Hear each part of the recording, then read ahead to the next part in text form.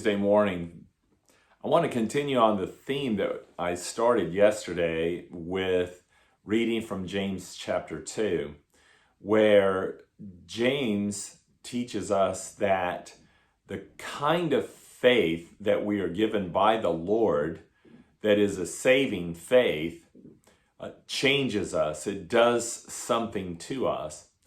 And sometimes James is pitted against Paul in an unhealthy way, as if James is not talking about the same things that Paul is talking about. But of course, since both are inspired by the Holy Spirit, that isn't true. Listen to what the Apostle Paul was inspired to write that is in perfect alignment with what James has written.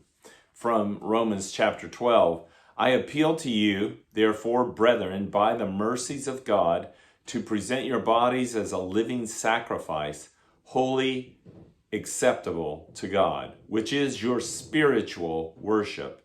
Do not be conformed to this world, but be transformed by the renewal of your mind, that you may prove what is the will of God, what is the good and acceptable and perfect will of God.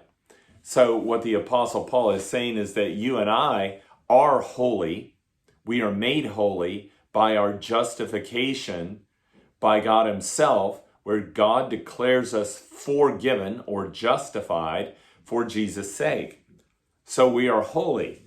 And since we are holy, then we are to offer our living bodies here and now as a sacrifice, holy and acceptable to God. But this is how we are to do it. Later on in chapter 12, the Apostle Paul writes, let love be genuine. Now, this is the same kind of love that James is talking about. Hate what is evil, hold fast to what is good, love one another with brotherly affection, and outdo one another in showing honor. And this is what James is also talking about. So this one Christian faith is a faith in the love of God for us that is life-changing.